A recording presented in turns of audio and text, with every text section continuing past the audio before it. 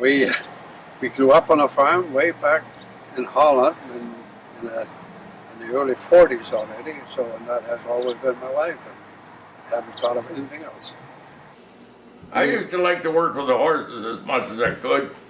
That's what I like to do, but then you got so you didn't have time to work with the goddamn horses. You had to get going, tractors and that. Yeah, like it's 365 days a year, whether you're sick or whether you're, if you got things going on, it's work still got to be done. The animal's got to be taken care of. So it's just a way of life. If you got to go somewhere for a day, you get up early and work early in the morning and get it done.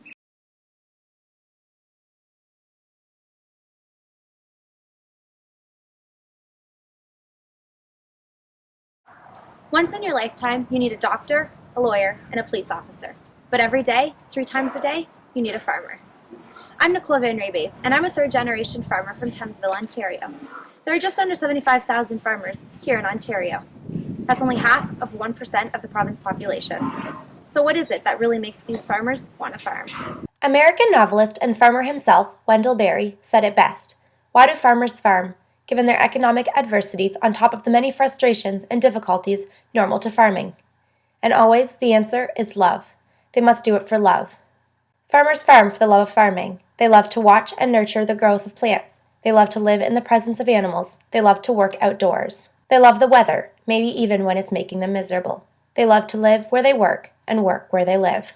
Looking back into the farming industry, the world of agriculture has changed drastically over the past century. 80 years ago, 1 in 3 Canadians lived on a farm. Today, it's just 1 in 46. The number of farms located in Ontario in the last 2 decades has dropped by more than 15,000. There has been a 60% drop in the number of farms since 1901, but a skyrocketed 228% rise in the average farm size regarding acres. Fewer farmers working even larger farms, producing more food than ever for Canadians? It wasn't like this when Stan Erickson, a 95-year-old farmer from Thamesville, got started. Well, I work for farmers. $250 a year. That was big money.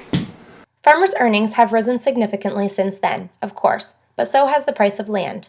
Erickson bought his 22 acres for $9,000 in the late 1940s. In 2014, land in Dover and Chatham Township was selling between $18,000 and $22,000 an acre, a little bit less in Raleigh Township at $12,000 to $15,000 an acre. While old-timers may be sitting on veritable gold mine, it makes it hard for new-timers to get into farming. It's impossible. You never could. You could feed cattle, but you have to buy all your inputs. But for having the land, you can't do it. It's just, you can't make it work. Land's too expensive.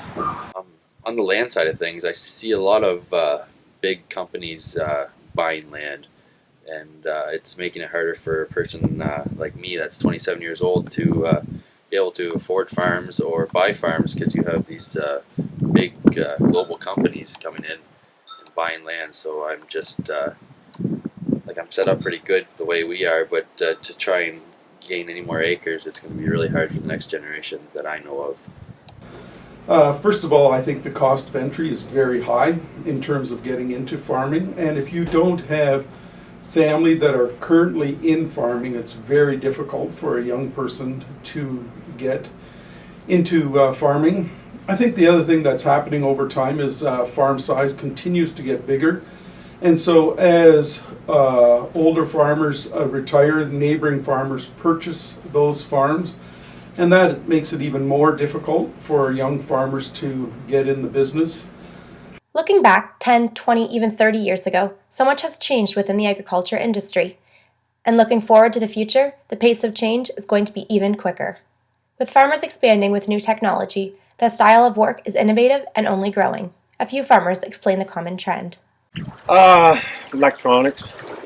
Like that tractor sitting there, when he's spreading a load of manure right now, he doesn't drive, he just sits there. It all steers itself. That automation, I guess, more automation. My dad started with horses, then he went to open station tractors, and for him to see what we're doing now would be just, he wouldn't believe it. Well, I use it a little bit when somebody sets it up for me. I mean, we got auto steer and all that kind of stuff, and I can run it a little bit, but I do not do any spraying. It's all computerized, and I don't do any harvesting with a combine. I don't do anything like that. I let the other guys take care of it. We got 3 guys helping us on the farm, and they're all familiar with it, so I let them do it. And I don't know what big is anymore in equipment. Like I started with a 2-row corn planter, or 1-row corn picker. Same with feeding cattle. You can, look at that, where people were feeding maybe 15, 20 head. You can go like out in Dover, see all the silos on the farms that are now empty, not there. And I maintain, like my wife and I were married in 1967, and I wish I had the exact numbers, but I know $10,000 in went further than 50,000 will today, and maybe we didn't even live on 10,000 the first year. The inevitable march of technology promises even more change to come, to continue the trend from horses to machinery, from smaller to bigger farms, and from more to fewer farms. Well, just the computer taking over. Everything's getting auto steer, and everything's being run by computers. And it's going to be more. It's going to be able to do twice the work you're doing now. Tractors will run themselves, and some things will get done without doing away with manual labor, which maybe isn't all good. Probably more automation all the time. Finding innovative ways to lower your labor costs to be competitive with all the other areas of the world that are trying to import into Canada. In 2014, 44% of Canadian farmers say they were planning on expanding their operations. But with the age of farm operators increasing, our country is running out of people who have that desire to farm. The studies that I've seen, it shows consistently that the average age of farmers is increasing in Ontario. And so, as a result, there's fewer young people entering farming than there were historically. I see the beef business shrinking in North America because the cow-calf guy is probably an average of 70 to 75 years old, and the next generation doesn't want that 24/7 job. But the future of farming isn't all downhill. There are many aspects of the industry that are looking upwards, as this farmer says. Personally, I think it's a good time to be in agriculture. They don't make any more land, and the population seems to be expanding. And having traveled abroad and seeing what other areas in the world are doing or are going through, I'm optimistic. I'm optimistic in farming. Vegetables and cash crops. So we grow tomatoes, peppers, green beans, sweet corn, peas. Mainly cash crop farming here. We grow black tobacco and quite a few edible beans. I'm in livestock. I've got a few cattle and then mostly in swine. Fair to finish. We've got 200 sows, fair to finish. We're beef and cash crops, and corn, beans, and wheat and hay. Well, presently we're strictly cash crop farming now. We're in the beef business, and we buy and sell and trade cattle for customers that feed cattle for us. We produce about 450 acres of corn and about 200 acres of soybeans, roughly 90 acres of tomatoes, and then we have about 13 acres of specialty like strawberries and a little bit of raspberry. Kids want to be many things when they grow up, become police officers, teachers, and nurses. Many members of farm families have pursued all of those careers, but for the few who want to stay on the land, most never wanted to do anything else. Ever since I was a kid, I've always, my dad's farm, so that's just one of the things where that's just what I want to do. A lot of people want to be different things, and just watching my dad do it and getting the opportunity to work with him and my grandpa, it's a great experience. Just enjoyed it. I always had a passion for it, loved it, so do what you love. As a kid growing up, that's all I ever did in the summertime, and I was always helping Dad. Just felt like that's all I ever did, and I never had any ambition to go do anything else.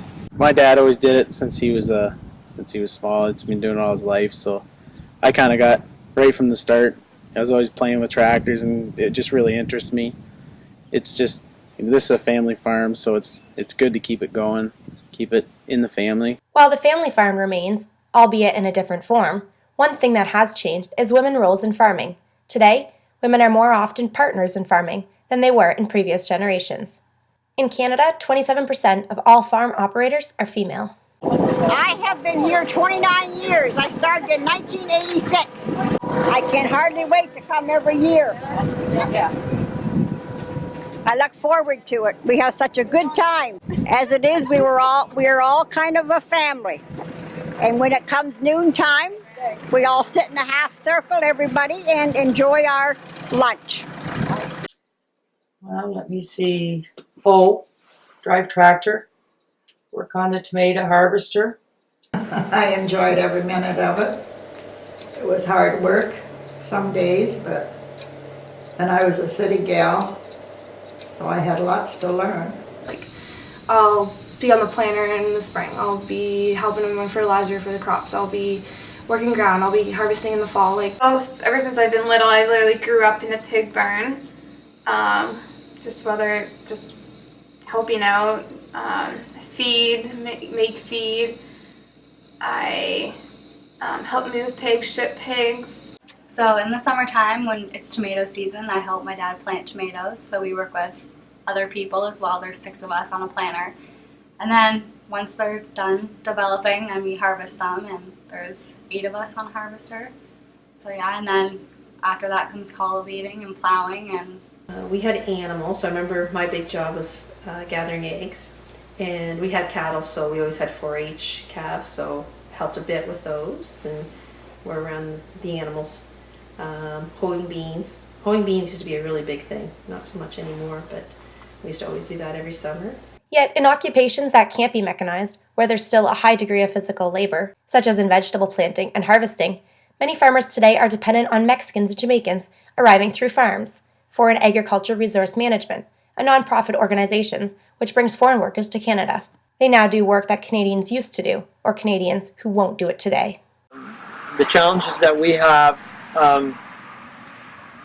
is secure workers. Like there's not enough reliable workers within Ontario for the kind of work that we need, and the Jamaican workers enjoy coming here, and they're making a wage that provides them with security back home.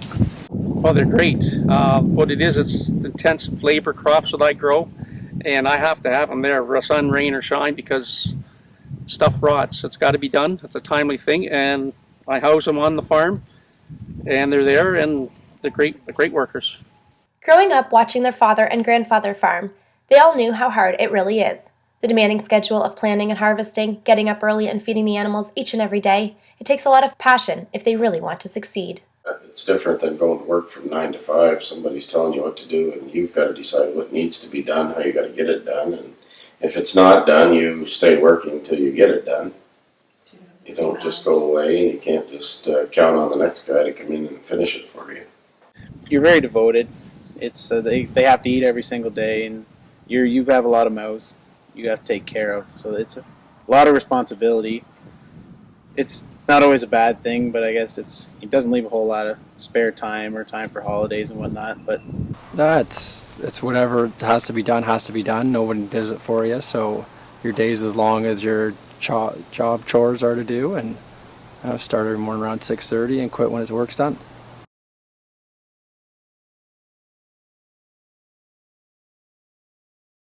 Working until the day is done can be more difficult than it seems. When certain things have to be done, there's no way around it. It just has to get done. Well, your pinch or stress points are spring and fall, because there's an immediate need to get things done in a proper time, and your soil tells you when you're supposed to do it. And if you rush it, you lose yield. If you wait too long, you lose yield. And it's important for the planting process and the harvesting process to be timely. spring and fall, because you got to get the crop in on a timely basis, and fall it's got to come off because you know what's coming.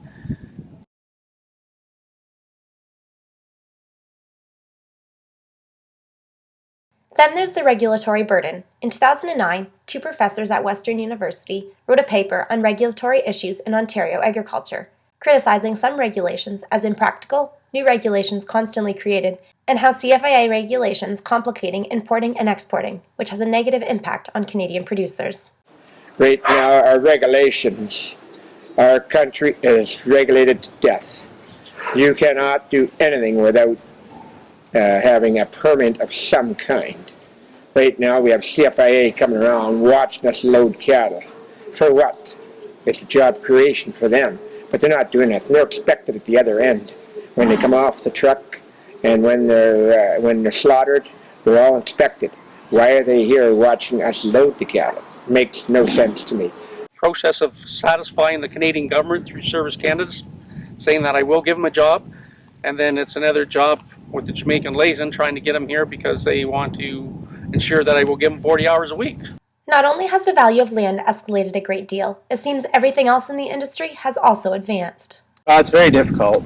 The cost to get into farming now is very high. There's a lot more risk involved in it. There's a lot more to know about chemicals and medications and feeds, and everything's gone high tech now.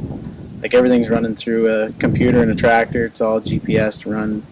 So just knowing all that and just everything, it's difficult. One issue that seems to appear frequently in the media is the talk regarding animal harassment on farms.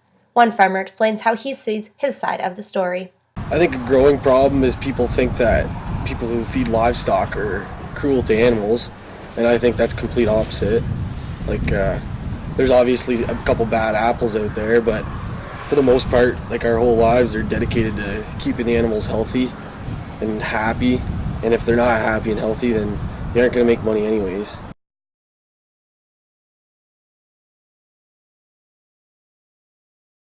One thing that is difficult for these farmers is the time they are in the barns instead of with their family. I think the biggest thing you have to know if you're in a farming family is it's not just a job, it's a lifestyle. It's a way of life. So when the season's on, like right now, a lot of stuff has to get pushed to the side so that, because we only have one chance to make our money each year, right? Especially with the vegetable crop. So there's some sacrifices, but there's also some rewards. I think the family's fatherless spring and fall. Summertime they get to see me. It's definitely a demanding job. The kids grow with it and they enjoy it. They have to come work with me if they want to see me in the spring and the fall, and they do. But yeah, it's not if you're a family man and you want to hit every event that your kids are doing or every sport, it's not for you. Well, it gives them a job too, and they get to see how your food is made, and they've gotten to go to the factories and see how it's processed.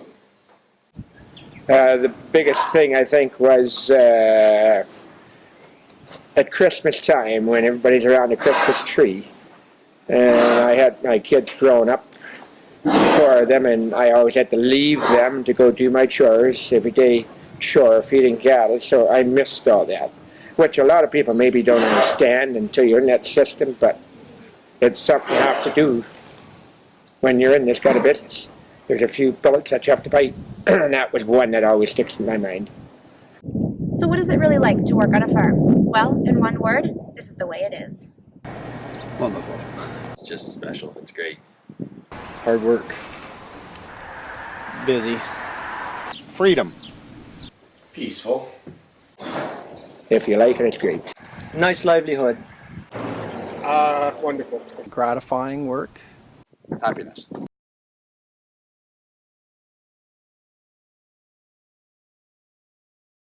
Being a farmer comes with a lot of things: hard work, long hours, and being your own boss. But one thing that all farmers love about their job is living in a small town. Some may live in a town with only 1,000 people, and others may live out in the middle of nowhere. Still, for those even fewer farmers who make their living on the land, there isn't any other life for them. Well, everybody knows you, and you know everybody else, and it's a great life to be in a small town.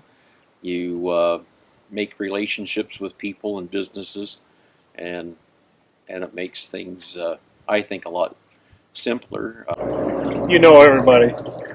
You couldn't pay me enough to live in a city full of concrete.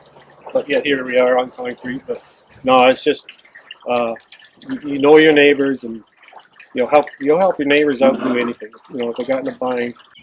You got the freedom. You know all your neighbors. Everybody knows each other. Everybody helps each other out if something goes wrong, if something happens. I think it's great. You get to know all the neighbors, right? And if a neighbor needs help, if somebody happens to pass away in the neighborhood, everybody gets over there and helps that person, right? So I think it's a great thing. I can't stand going to the big cities. Too much people, too much traffic. It's my biggest traffic jam on the way to work is when my dog wants to be petted. So it's kind of nice that way. I love living in a small town. You know everybody. You may not have all the perks of a big city. We have to drive about half an hour, 45 minutes to a grocery store. But other than that, we usually just either go to a local restaurant or bar, or we just go to a friend's house. We don't really need all of that fancy stuff. It's great.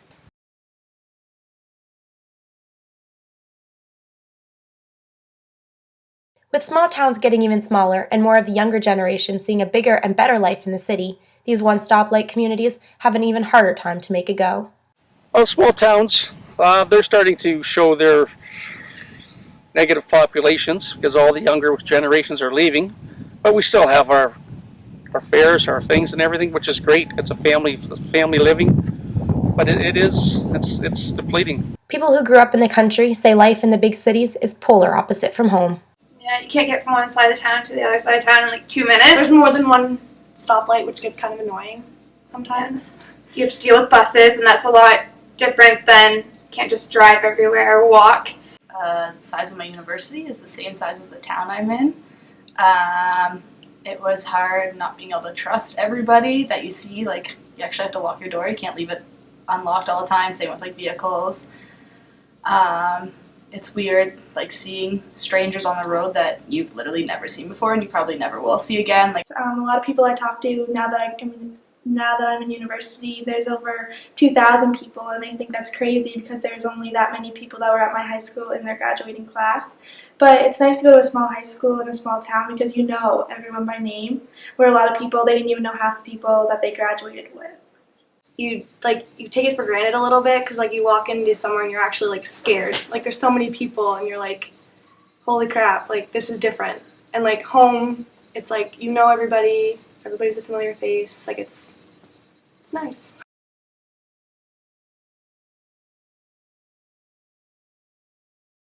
Working on a farm and living in a small town is undeniably not for everyone. But for the few fortunate ones who love what they do and love where they live, around here and in a place like this, they seem to be the lucky ones.